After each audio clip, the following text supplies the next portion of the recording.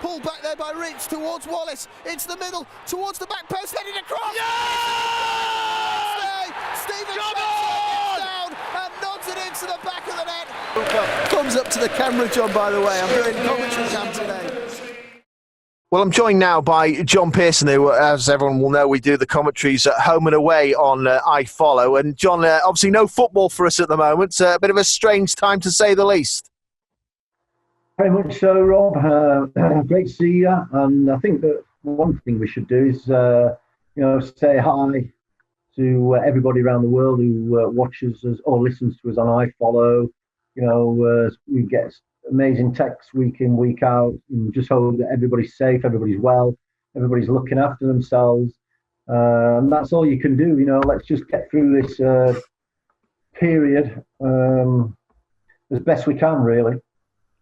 Yeah, obviously it is a very strange time, weird for everyone without the football. We're not quite sure how things are going to work out. And everyone's in the dark. I don't think anyone has the answers right now. And obviously people's safety is what matters, and that's got to come first, and understandably so. And people have been obviously following the government guidelines on that. Yeah, without a doubt, I think it puts everything into perspective. I mean, how important is football? It's really important to us, but worldwide, there are a lot more important things at this particular moment. Now, you've touched on the fact that we've got, obviously, a lot of people that tune into the matches. They also watch now as well, certainly the international viewers. And domestically on selected games, there's picture service as well as the commentary. So it's evolved since we started doing this. It was 2009, the first game we ever did. Yeah, and I think before they were only using one camera up until this season. So I believe now that most Wednesday games have got at least 5 cameras. So the coverage has got to be far better.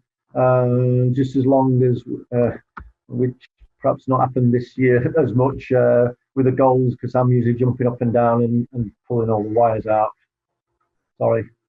Yeah, we've had a few stories over the years, haven't we, where things have gone awry. I mean, I remember, I think it was the Wycombe Wanderers game where Wednesday got promoted. I think I'm on the floor trying to fix a connection issue, and literally I came back up and Antonio's through on goal, and I didn't know how the ball got from A to B.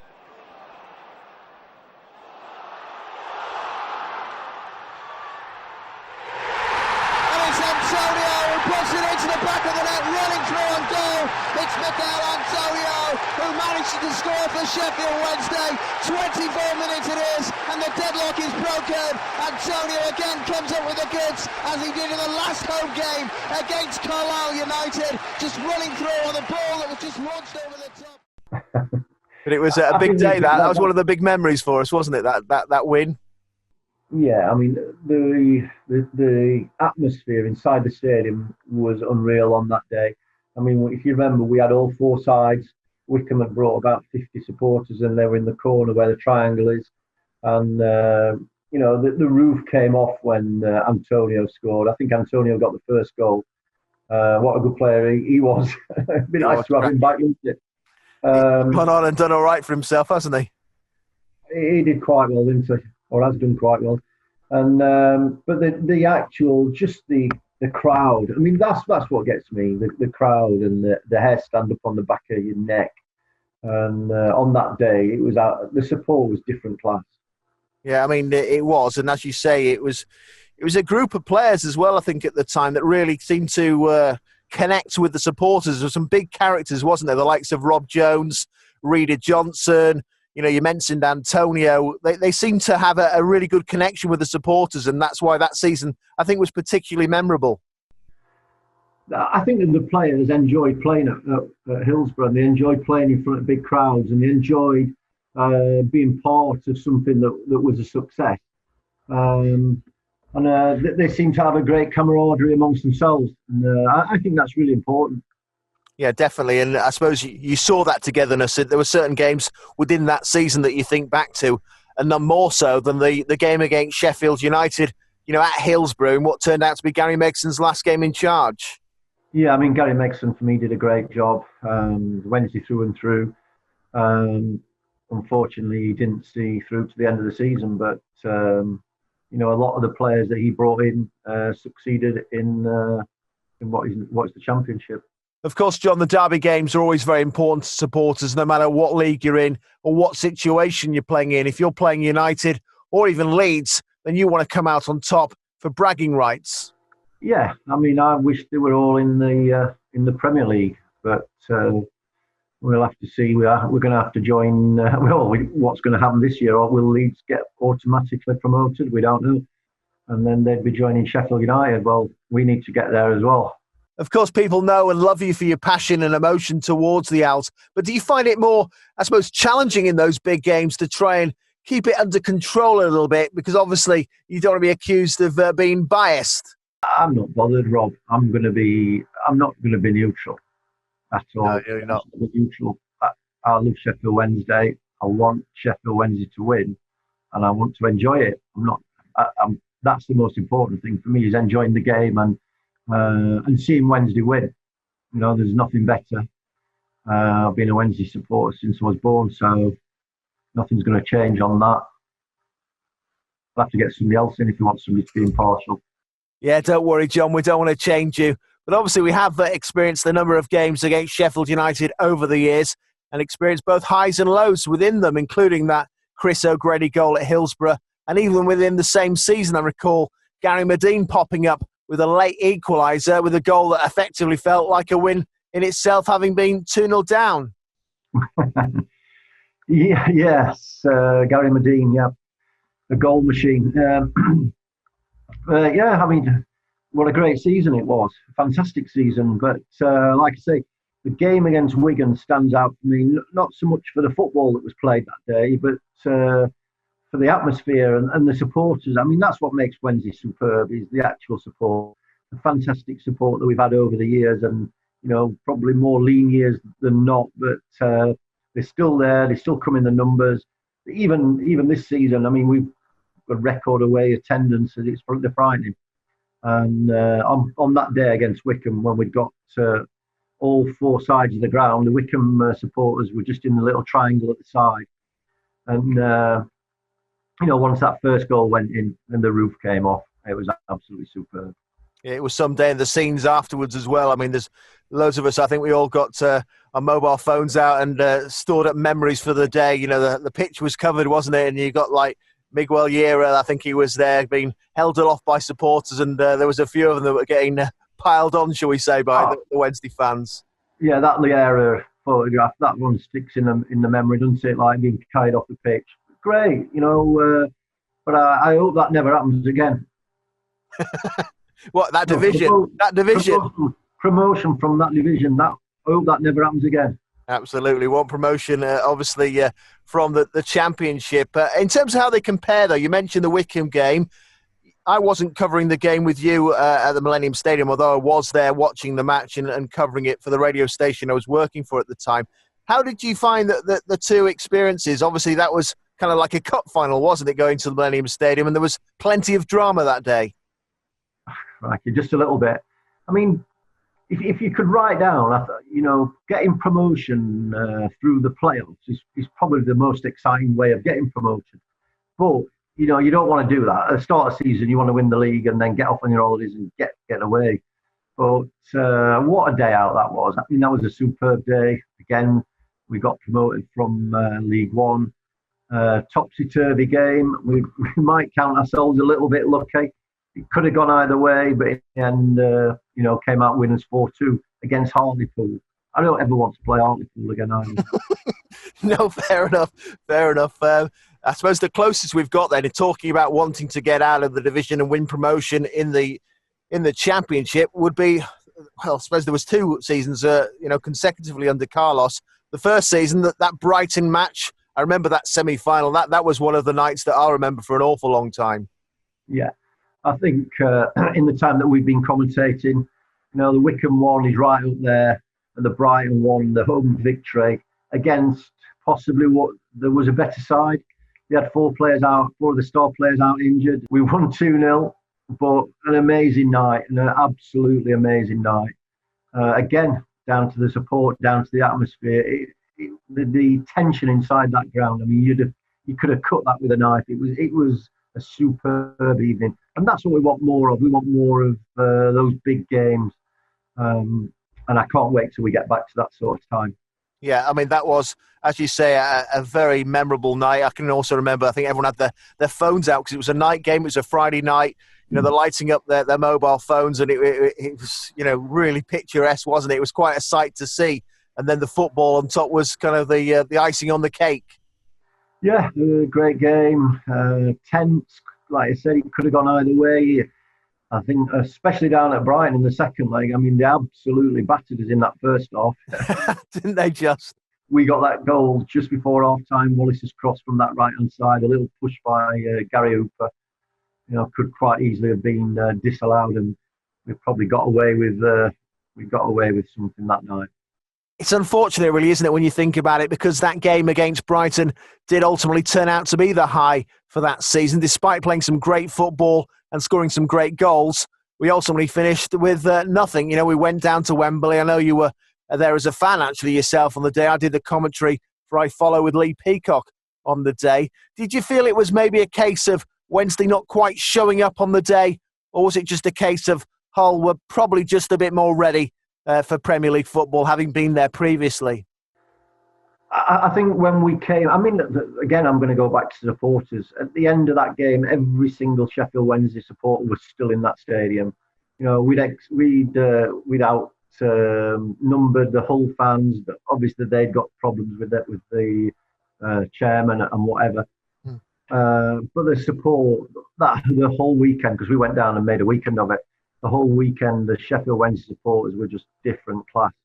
And, the way they sang at the end of the game, that's what, I remember those sort of things. I remember those games, and they were just superb. And that's like Steve Bruce when he joined, that's one of the things that made him want to come to Wednesday.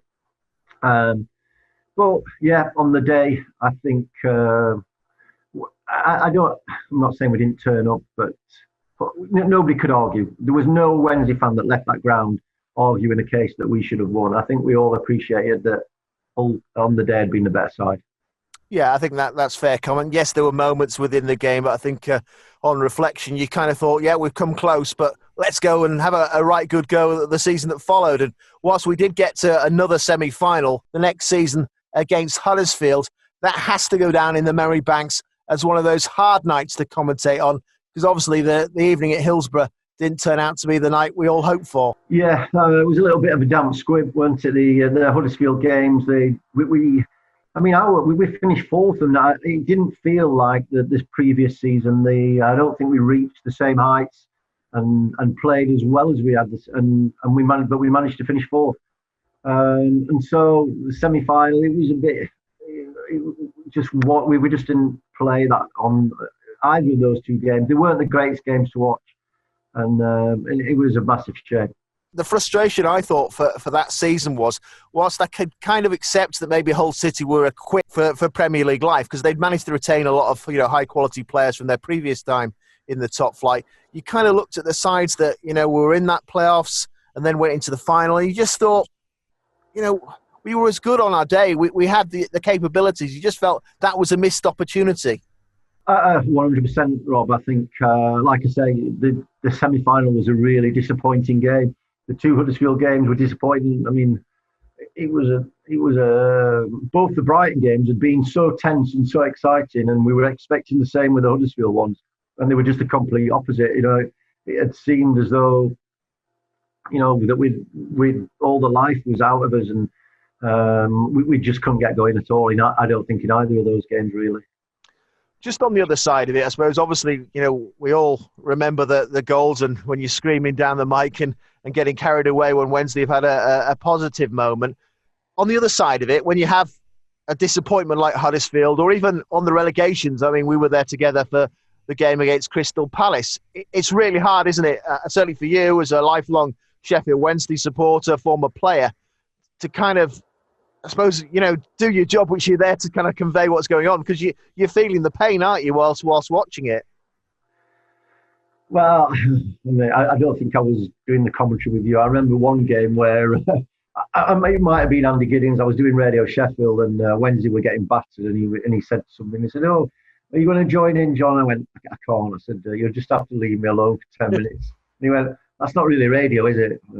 And so I appreciated what he meant, but sometimes it is very difficult. But yeah, I should perhaps be a bit more professional. Don't worry about it. I know when he's down or he doesn't want to talk, because literally I'll say something, I'll just like go, yeah, whatever. Literally, I just think, okay, let's carry on. I'm going to have to try and commentate and see this one through. But, obviously we're trying to look to the future and get back playing again, as soon as it's safe to do so. That it could be an eerie atmosphere for commentators up and down the land who might be doing some matches. There's talk about iFollow services and the Sky Red button, streaming things out. By hook or crook, they're looking to try and get some sort of coverage out there. But it'll be odd without a crowd there. Yeah, I don't know how that's going to be, but obviously the powers that be, people with a lot more insight into the situation will make decisions. It's going to be a tough decision. There isn't a decision that can be made that everybody's going to go, oh, that's fantastic. I really think that's a great idea. I think like you've got at the moment in the Premier League, half the teams at the bottom of the table want the season scrapping and no relegation. And the top teams want to play.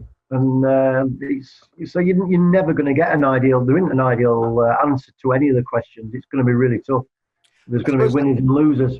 I suppose that comes back to the point you've made earlier, though, about the nights that you really enjoy when Hillsborough's bouncing. Football is about supporters, isn't it? It's not just about the game. It's about the connection with the supporters and the atmosphere and the songs. Because I know, like, for example, when we start the commentary, you usually take your headphones off, don't you? You like to soak up the atmosphere and the music that's playing out and really take in the moment. I love it. I do. I love it. The crowd, all the crowd at every side are all joining in, and I absolutely love it when we play that song. But we're going to have to get used to a new kind of stadium, and I do think that we need to get back playing as soon as it's safe. I agree with all that. Shopkeepers and everybody else. A lot of people are going to be, the restrictions are going to be lifted, and there isn't 100% guarantee. There's not. The coronavirus ain't going to go away. It'll still be here next year. So, what do? Do you close everything down? I certainly agree that everything's got to be as safe as is possible. But walking down the road is not 100% safe. You don't know who you're walking past, even if they are, socially at the social distance. So nothing's 100%, but you've got to get as close to that 100% as you possibly can. And if that means that kicking off in empty stadiums, I think to start with, I think people want to see football. They want to, even if it's sat at home watching the games. Instead of being at the stadium, it's going to take different stages, and I suppose you've got to take each step at a time. Who knows how long it is? I mean, today they've been talking about maybe all next season is going to be played behind closed doors. Well, I hope that doesn't happen, but if it needs to happen, then like I say, better people than me will make those decisions. I was going to say, though, from your experiences, not in this scenario, but you've played, no doubt, in a reserve match when there isn't a crowd. What is the big difference for a pro footballer, from running out on a Saturday afternoon to a packed crowd to, going out and there's 5 people watching you? Well, imagine running out at Wembley in front of 100,000 and imagine the adrenaline that you've got like pumping through your body. Imagine that. I mean, that as a spectator, we feel that. And then imagine running out with nobody there.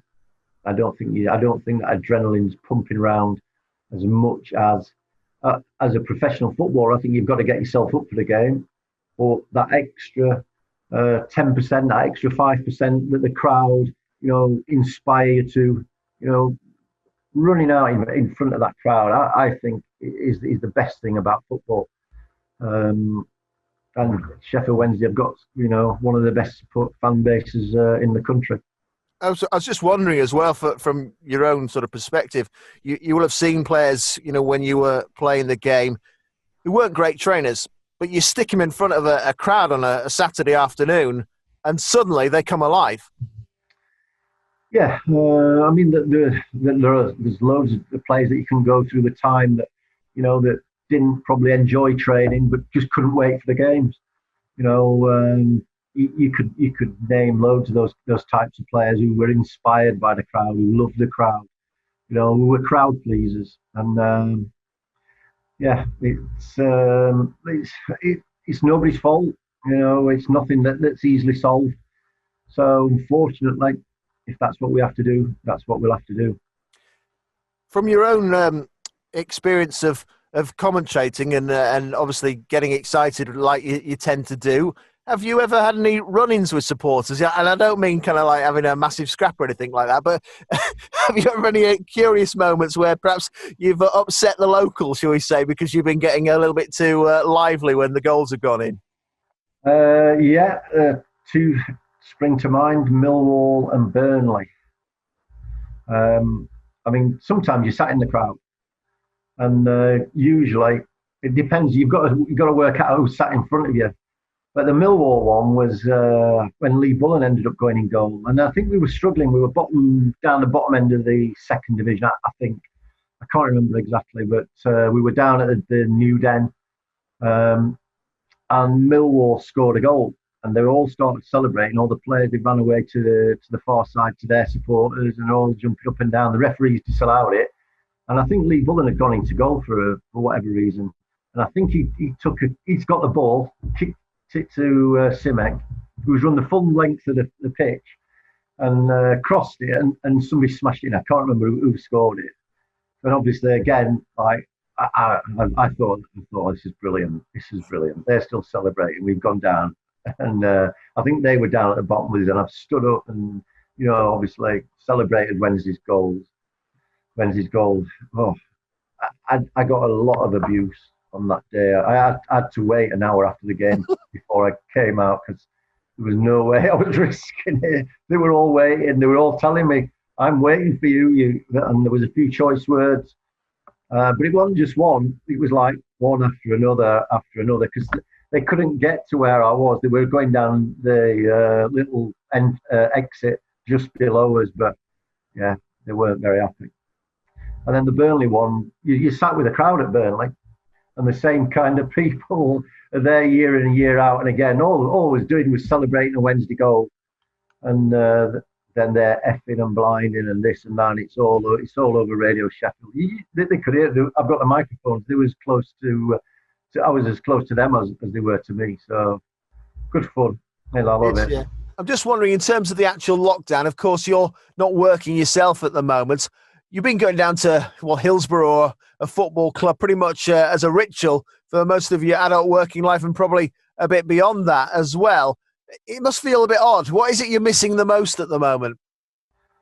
Yeah, I mean, you miss all the people down there. I mean, there's some great people work down at Hillsborough, some great people I work with, and unfortunately, you miss all them. You miss your friends.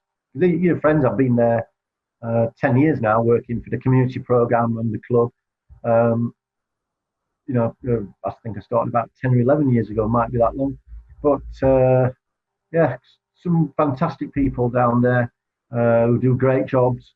And yeah, I miss seeing them all on a match day, like I say, and then you miss the game. It's been a tough season this year, hopefully we can turn it around. It's going to be a really interesting next 6 months. It's very, very turbulent. It is that. Just a final thought, by the way, on the supporters, as we mentioned at the start of this. We have a lot of fans who get in touch, from far and wide. I mean, we read out all these exotic places, and it never ceases to amaze me, how many Wednesday fans are scattered across the globe. Yeah, like I said when we started, all we can do is say a massive thank you to everybody who listens. I mean, not every message senders is complimentary, but that's fine as well. A lot of them are trying to catch us out with certain phrases, and they're trying to get me to say hello to. I'm already on that though. I know what's happening. But great fun. We love reading your messages out. We love hearing from you. I hope that you're all safe, that you're all well, and you've just got to make the most of it. I mean, the lady who comes on at 5 o'clock on the Prime Minister's briefing, she said, well, I think a lot of people, if they think about it, they can use this hour each day to go out and get themselves fit. And I thought, yes, that's what I'm going to do.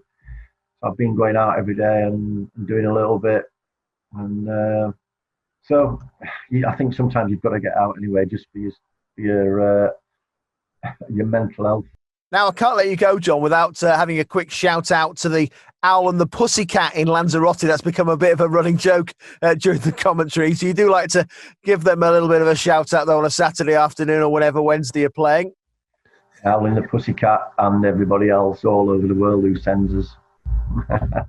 Well, hopefully it won't be too long before everybody is able to go back to the Owl and the Pussycat or wherever it is you tune in to watch or listen to the game.